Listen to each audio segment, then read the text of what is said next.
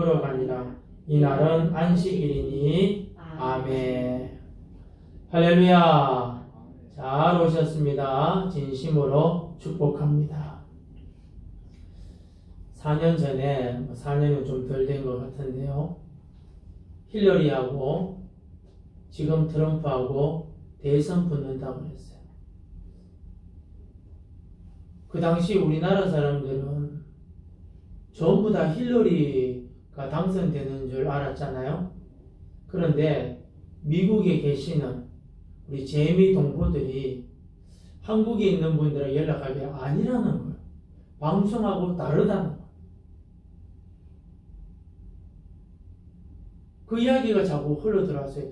뭘 믿어야 돼? 우리도 뭐 모르니까. 뭐 우리나라 정치도 모르는데 세계 정치를 어떻게 알겠습니까? 그런데 우리 또 재미 교포들은 기독교인들이 또 많잖아요. 이분들이 뭘 하냐면은 상당수의 개신교 복음주의자들이 트럼프를 절대 지지 않다는 거예요. 우리가 볼 땐 좀 또라이 같은 사람 아닙니까? 말도 함부로 하고. 근데 그분들이 뭐냐면 그런 것만 나온다는 거예요. 좋은 말도 하는데 그런 것만 나온다는 거예요. 그래서 이분이 무슨 말을 했냐면은 연설에서, 아니 이 미국은 청교도의 나라, 종교의 자유를 위해서 세운 나라인데 왜 성탄절에 크리스마스라고 말 못하고 홀리데이, 휴일이라고 말하냐.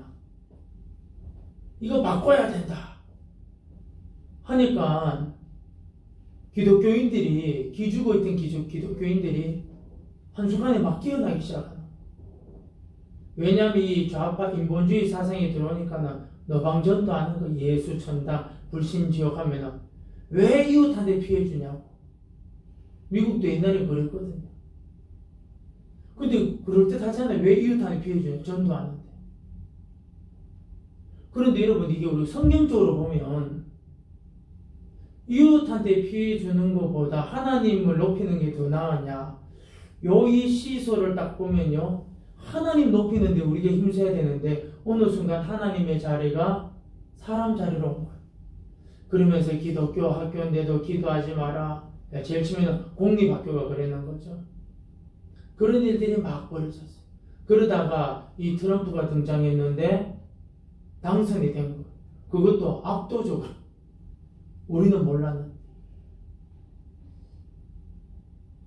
지금도 이제 미국은 바이든이 다 된다고 광고를 하는데 그건 뭐 주님이 아시겠죠. 근데 이 트럼프가 요 근자에 연설을 하면서 이런 말을 했습니다. 여러분, 마스크를 쓰든 안 쓰든 여러분의 자유다. 그러나 잊지 마라. 우리들의 보스가 책임져야지만 안전하다. 그 보스가 누구냐? 하나님이다. 그러니까 거기 있는 사람들이 막 난리가 난 거예요. 왜냐? 역대 대통령 중에 그렇게 말하는 사람은 없어요. 하나님 자랑하는 사람은 없어요. 그러면서 트럼프가 이어서 이런 말을 합니다. 어떤 사람이 나한테 와서 당신이 세계에서 가장 유명하다고 합니다. 그때 자기가 그랬대요. 천만에요. 저보다도 훨씬 더 유명한 분이 계시는데 예수 그리스도십니다. 그랬다는 거예요. 할렐루야. 여러분이 사실 여러분 기독교인인데 밖에 나오면 기죽어 있잖아요. 예수 믿으세요 말하기도 그죠? 야, 이것도 이웃한테 피해 주는 거 아니야? 이런 게 사실 좀 가득 차 있잖아요. 우리가 여러분 신앙생활 하면서 잊지 말아야 될 것은 뭐냐면 그 예수님이 나에게 어떤 분인가를 여러분 깨닫고 붙잡기를 진심으로 축복합니다. 왜냐? 그분이 길이고 진리고 우리의 영원한 생명인 줄로 믿습니다. 그분이 열어주셔야 돼요. 오늘 본 말씀 38년 된 병자, 이 사고방식이 전혀 개조 안 되는 사람, 예수님이 나타나셔서 만나서 이분 인생이 해결되는 그런 본문 말씀입니다. 특별히 6절에 보면 예수님이 이 38년 된 병자를 보고 이렇게 말합니다. 내가 낫고자 하느냐. 여러분 성경을 자세히 읽어보시면 하나님이 사람에게 질문을 하실 때 그 목적이 있어요. 아담아 내가 어디 있느냐.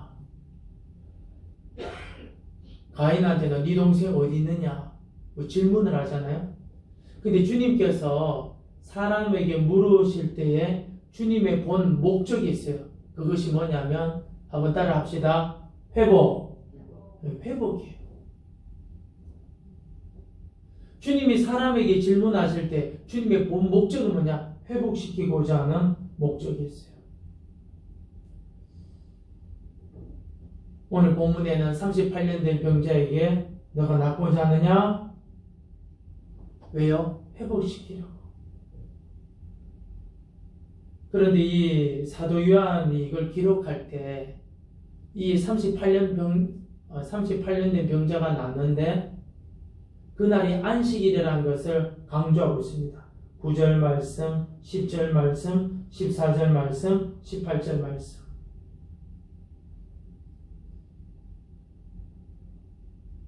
하나님은 예수 그리스도를 통해서 안식일 날 당신이 뭘 해주기를 원하시는가? 우리로 말하면 주일이죠. 그걸 이 본문에서 이야기하고 있는데 회복시켜 주기를 원하는 거예요. 무엇을 통해서? 그것을 여러분 우리 이 본문을 통해서 예배 가운데 붙잡으시기를 진심으로 축복합니다. 먼저 우리가 좀 보아야 될 말씀이 2절인데요. 같이 한번 읽도록 합시다. 시작. 예루살렘에 있는 양문 곁에 히브리 말로 베데스다라는 문이 있는데 거기에 행각 5이 있고. 양문 곁이라는 것은 뭐냐면 양이 들어가고 나가는 문이에요. 제물을 태울 때, 죽일 때 그 양을 말하는 겁니다. 그런데 이 문 곁에 히브리 말로 베데스다, 자비의 집, 은혜의 집이라는 못이 있어요. 작은 연못이에요. 행각 5이 있어요. 여기 뭐냐? 병자들이 수두룩해요. 근데 이 병자들의 공통점이 있어요. 3절 말씀에 그 안에 많은 병자가 있다고 말합니다. 근데 그 많은 병자가 3종류로 나눠져요. 한 사람은 맹인, 또 다른 사람은 다리 저는 사람, 또 다른 사람은 혈기 마른 사람들. 피가 잘 안 통해서 뭐가 막혀가지고 못 움직이는 사람들. 우리나라에 뇌졸중 그런 환자들이죠. 그런 사람들. 공통점이 뭐냐? 다른 사람들의 도움이 절실히 필요한 거예요. 다른 사람들의 도움. 그곳이 어디냐? 베데스다. 이름은 은혜의 집, 자비의 집. 그런데 이 사람들이 여기 왜 있느냐? 4절 말씀 시작. 이는 천사가 가끔 못에 내려와 물을 움직이게 하는데 움직인 후에 먼저 들어가는 자는 어떤 병에 걸렸든지 낫게 되밀어라. 아멘. 하나님의 일반 은총으로 어떤 온천수 같은 역할을 했던 모양이에요. 주경학자들이 이거는 거짓말이고 그냥 전설이다 하는데 성경에 있는 그대로 좀 추정하면 뭔가 있었던 것 같아요. 이 베데스다 연못에 물이 확 움직이면 사람들이, 천사들이 내려왔다 먼저 뛰어드는 사람이 나아요. 회복돼요. 근데 문제는 뭐냐면 분명히 이 집은 은혜의 집이고 자비의 집인데 모순이 있어요. 전부 다 몸이 불평이네. 한 사람은 맹인, 또 한 부류는 다리 저는 사람, 또 한 부류는 뭐냐? 한쪽이 마비되어서 걷기가 힘들어요.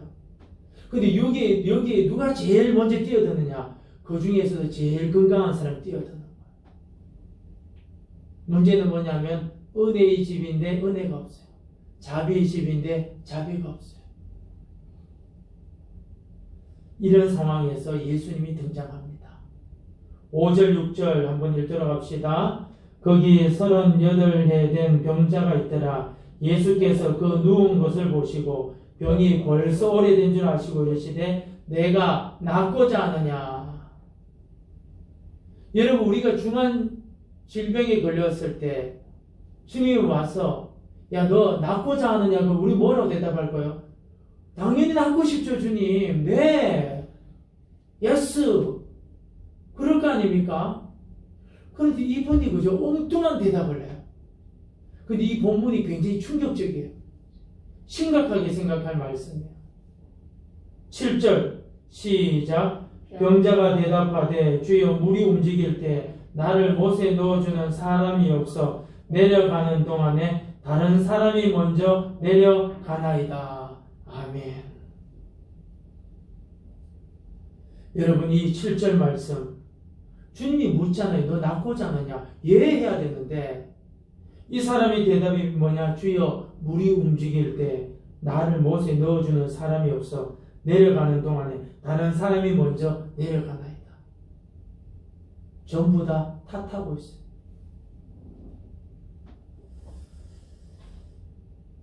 이 사람의 지금 가치관, 사고의 문제점이 굉장히 많아요.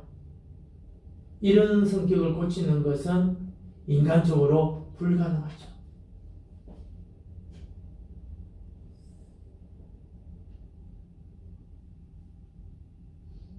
여러분, 우리는 이 7절 말씀을 좀 주목해야 되는데요. 한 세 가지 좀 이야기를 합니다. 그 첫 번째가 뭐냐? 그곳에 있는 사람들은요, 전부 다 장애인이에요. 모두 도움이 필요한 사람이에요. 누가 누구를 도울 형편이 되는 사람이 아무도 없어요. 그런데 이 사람이 뭘 요구하느냐? 모두 다 장애인이고 모두 다 여러분 몸이 불편한 사람인데 이 사람이 그 사람들이 도움을 입어서 들어가기를 원하는 거예요.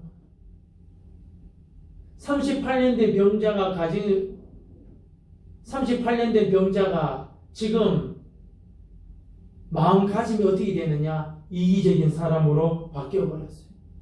은혜의 집, 자비의 집인데 그곳에 뭐가 없어요? 은혜가 없어요. 자비가 없어요. 자기만 자존심 찾으면 돼. 자기만 건강하면 돼. 나만 성공하면 돼. 내 자식만 잘 되면 돼. 어디 있어요? 은혜의 집, 자비의 집. 우리로 말하면 교회에 있어요. 사실 이 베데스다의 상황이 어디와 비슷하냐면 우리 인생사와 너무나 비슷해요. 전부 다 장애를 가졌어요. 마음에 시험이 있고 실패가 있고 문제가 너무나 많아요. 가정에도 많고 본인에게도 많고 대물관계든지 대인관계든지 나도 지금 살기가 빠듯한데 근데 상황은 뭐냐? 요구하는 거예요. 뭐 때문에.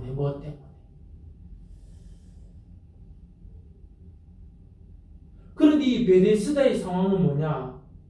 도울 리가 아무도 없는 거예요. 도울 리가. 근데 인생들이 뭐냐? 도울 리가 아무도 없는데 도울 분들을 찾고 있다는 거예요. 헛다리 짚고 있는 거죠.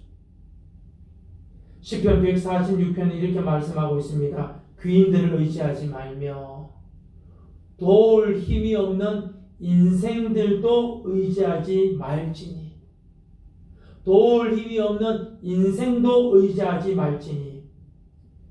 이유를 말합니다. 그의 호흡이 끊어지면 흙으로 돌아가서 그날에 그의 생각이 소멸하리로다. 도울 힘이 없는 인생도 의지하지 말지니 이는 그의 호흡이 끊어지면 그의 생각이 다 소멸된다.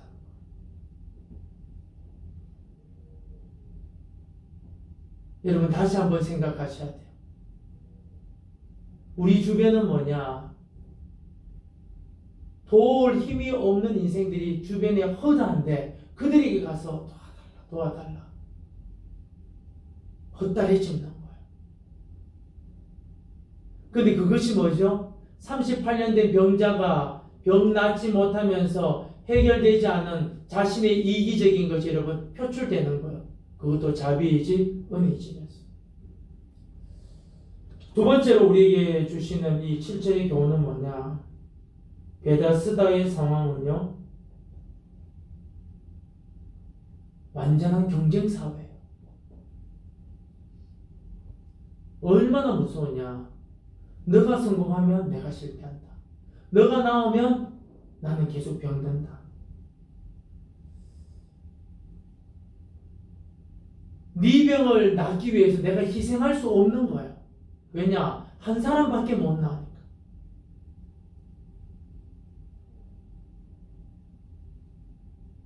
지금 우리 인생사가 이렇다는 거야. 도와줄 수가 없어요. 너 도와주면 내가 망하는데, 너 도와주면 내가 죽는데, 너 도와주면 내가 더 이걸 더 짊어가야 되는데. 이것이 우리가 사는 세상의 모습이라. 완전 모순 사회죠. 딜레마. 그런데 왜 여러분 이렇게 되었을까요? 왜 은혜의 집인데 은혜가 없고 자비의 집인데 자비가 없을까? 이유가 뭐냐? 예수님이 안 계시는 거예요. 하나님이 없는 거예요. 세 번째로 7절 말씀 우리에게 주시는 교훈이 뭐냐? 우리 다시 한번 읽어볼까요? 시작. 병자가 대답하되 주여 물이 움직일 때 나를 못에 넣어주는 사람이 없어 내려가는 동안에 다른 사람이 먼저 내려가나이다. 아멘. 사실 이 7절 말씀 도울 리가 없는데 도움을 구하고 경쟁사회, 절대적인 경쟁사회죠. 너 성공하면 내가 실패하고 너 나오면 나는 못 낳고 이게 우리 인생사인데, 그런데 이 38년 된 병제의 가장 큰 문제가 뭐냐면 여기 밖에는 구원이 없다고 하는 잘못된 구원의 확신을 가지고 있다는 거예요. 여기 밖에는 길이 없어. 다른 길이 없어. 우리가 여러분 이런 삶을 살고 있다는 거죠. 이 돈 없으면 나는 못 살아. 이거 없으면 안 돼.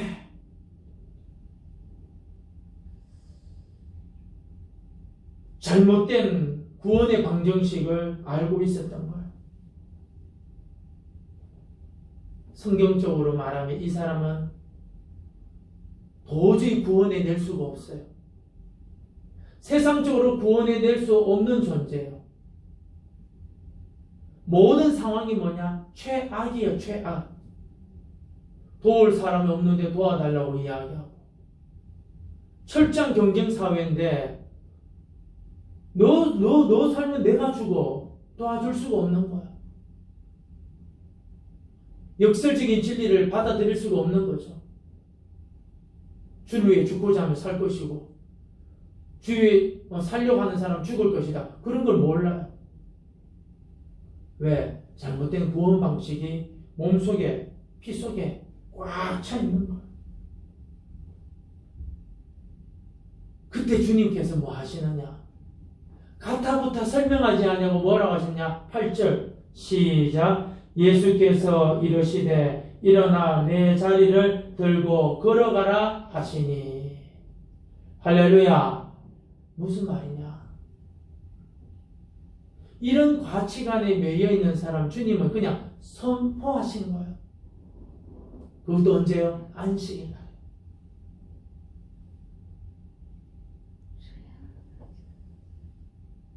지금 이 사람의 큰 문제는 뭐냐? 잘못된 구원 방정식을 또 외우고 있을 뿐만 아니라 지금 예수님이 묻고 있잖아요.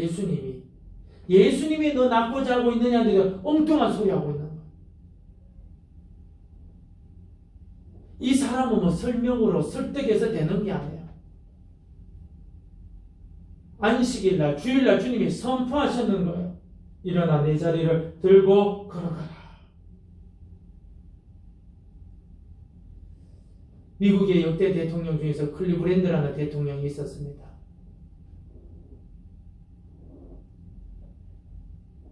친구하고 맨날 술집에 가서 술 마시고 놀고 띵가띵가 노는데 어느 날 주일날 또 친구 만나서 술집에 가자고 놀자고 가는데 예배당을 지나게 되었어요. 예배당을 지나는데 예배당 그 정문의 옆에 오늘의 설교 본문 적혀놓고 제목이 자기 눈에 쏙 들어온 거야. 그게 뭐냐면 죄의 삭슨 사망. 이분은 그 말씀을 듣고는 그것을 보고는 충격을 받아서 친구한테 야 오늘 예배 드리고 놀러 가자 그랬다는 거야. 그 친구가 무슨 소리 하는 거냐? 무슨 소리 하는 거냐? 나는 갈 길 가겠다. 남자가 되어가지고 치사하게 욕하고 클리브랜드 안에 들어갔어요. 그리고 거기서 뭐냐? 주님의 놀라운 은혜를요 조금씩 경험해요. 그 다음 주 참석해요. 그러면서 그는 변화되어서 미국의 역대 대통령 중에 한 사람이 되었다고 합니다. 여러분 지금 이 38년 된 병자의 문제가 뭡니까? 은혜의 집 앞에서 자비의 집 앞에서 은혜를 경험하지 못하고 자비를 경험하지 못하는데 진짜 은혜의 집 자비의 집 주인이 등장한 거예요. 예수님이. 그분이 묻는 거예요. 너 낳고자 하느냐? 네. 주님은 지금 이 사람한테 내가 이렇게 된 것은 누구 때문이고 내가 이렇게 쫄딱 망한 것은 누구 때문이고 그런 거 들으려고 하시는 거 아니에요. 너 낳고자 하느냐? 네. 주님 좀 내 문제는 해결해 주세요. 절대적인 기회잖아요. 절대적인 기회. 이 사람 그 기회를 놓칠 수밖에 없는 거예요. 구원의 방정식이 잘못되었기 때문에. 그때 주님은 말씀하십니다. 일어나 내 자리를 들고 걸어가라 하시니. 9절에 보니까 이날은 안식일이니.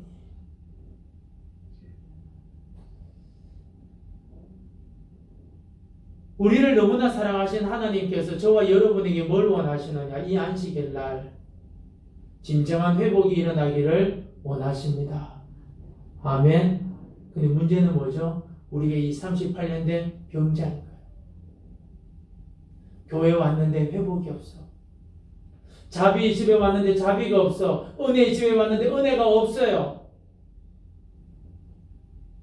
그때 여러분 첫눈 같은 하나님의 말씀을 붙잡으시기를 진심으로 축복합니다. 주님의 약속은 틀림없어요. 창세기 보면 하나님은 창조 후에 안식하셨다 그래요. 우리는 좀 헷갈려요.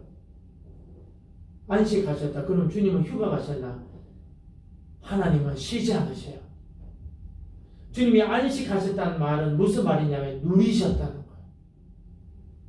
자기가 다 퍼펙트하게 만드시고 난 다음에 그걸 누리신 거예요. 그런데 인생들이 범죄했어요. 하나님이 율법 시대 광야로 가면서 율법을 공부하면서 안식일 날에 쉬어라 쉬어라 하면서 하나님이 명령한 것이 있어요. 쉬긴 시대 말씀 들으면서 쉬어라 그랬어요.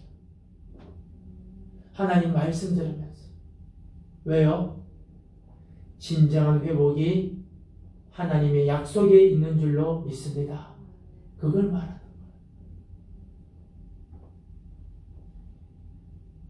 사람들이 이 사람한테 와서 따져, 야, 안식일을 왜 움직이냐? 아니, 나를 낳게 한 분이 일어나 가라 그랬다.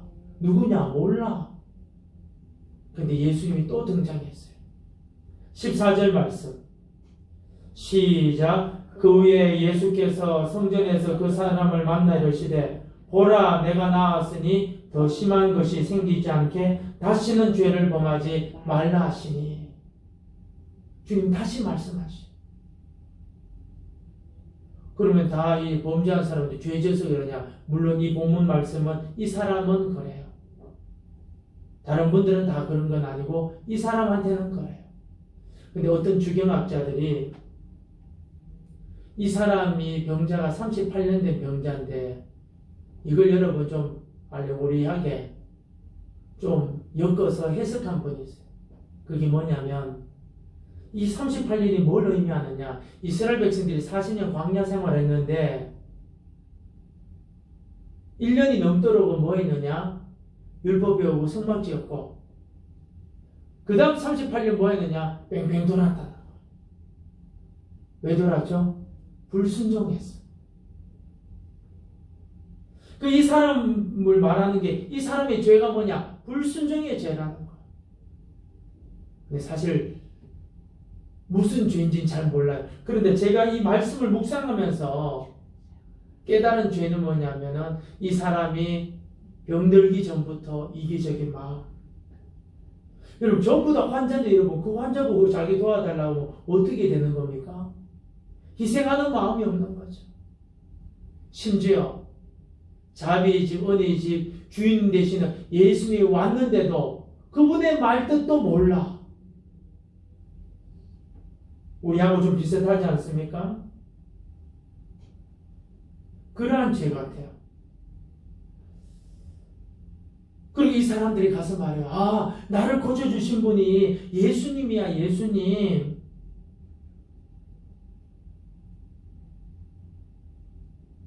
그때부터 예수님을 박해하기 시작해요. 사람들이 물어요. 왜 안식일날 이런 짓 했느냐? 17절 시작. 예수께서 그들에게 이르시되 내 아버지께서 이제까지 일하시니 나도 일한다 하시매. 아버지가 지금도 일하신다. 우리 하나님. 그리고 나도 일한다. 어떻게? 말씀 선포를 통해서. 여러분 우리 복음서를 보면 예수님이 막 5병의 기적, 7병의 기적 그냥 막 일으키신 것 같잖아요. 아니에요. 성경을 자세히 보세요. 가르치신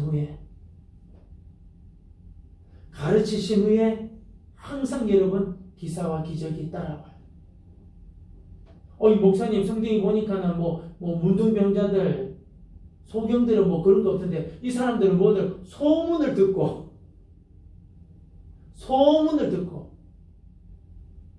믿음은 어떻게 생기는 거죠? 들음에서. 어떤 거? 예수 그리스도께서 하신 일을. 예수님은 사실 이 38년 된 병자 소망이 없는 거죠. 도울 힘이 없는 사람들한테 도와달라고. 완전한 경쟁사회야. 완전한 경쟁사회. 사실 이런 사회를 만나기는 좀 더 멀어요. 그럼 사실 우리는 비슷비슷한 사회에 살고 있죠. 너 살면 내가 죽어. 너 나오면 내가 못 나. 이런 상황. 제일 큰 문제. 여기밖에 구원이 없다. 여기밖에는 해답이 없다는 잘못된 구원 방식. 그때 예수님 말씀하세요. 일어나 내 자리를 들고 걸어가라. 할렐루야. 여러분 진정한 구원은 예수님으로부터 온다는 걸 믿으시기를 축복합니다. 예수밖에 없어요. 이 예수님이 우리의 길이고 진리고 생명이에요. 우리는 이분을 부여잡고 실험해야 돼요. 시편 146편에 있는 말씀, 귀인들을 의지하지 말며 도울 힘이 없는 인생도 의지하지 말지니 그의 호흡이 끊어지면 흙으로 돌아가서 그날에 그의 생각이 소멸하리로다. 이런 것을 여러분 숱하게 여러분 경험하게 돼요. 그런데 반대로 뭐죠? 사람을 두려워하면 올무에 걸리게 되지만 여호와를 의지하는 자는 안전하리라. 잠언 29장 25절 말씀. 여러분 야곱이 약복 강가에서 형 예스가 400명 군사 데리고 온다는 이 소식을 듣고 약복 강가에서 씨름하듯이, 그것도 하나님하고 씨름하듯이 했는데 하나님은 그 상황을 완전히 여러분 반전시킨 줄로 믿습니다. 잊지 마세요. 저와 여러분을 구원하실 분은 오직 예수밖에 없다는 것을 명심하시고, 도저히 바뀔 수 없는 이 사람조차도 주님의 말씀 한마디, 일어나 내 자리를 들고 걸어가라. 다시는 죄를 범하지 말라. 항상 하나님은 말씀을 통해서 찾아온다는 것을 명심하시고, 여러분 이 말씀을 붙잡고 이 코로나19 이 시대에 믿음으로 지혜롭게 승리하는 저와 여러분 되시기를 진심으로 축복합니다. 우리 한번 이 시간 주하게 맞춰서 한번 간절한 마음으로 기도합시다. 주님, 내가 이 사람입니다. 내가 이 사람입니다. 도울 힘이 없는 인생을 의지하는 내가 이 사람입니다. 주님 도와주십시오. 내가 이 경쟁 사회에 있습니다. 저 인간 사면 내가 죽어. 내가 바로 이 사람입니다. 이거밖에는 구원이 없다고 생각합니다. 이 길 말고는 구원이 없다고 생각하는 이런 잘못된 사고방식을 가지고 있습니다. 아무도 나를 구원할 수 없습니다. 그러나 주님이 나에게 말씀하시면 나도 일어날 줄로 믿습니다. 내 자녀들도 일어날 줄로 믿습니다. 주님 도와주십시오. 우리 한번 간절한 마음으로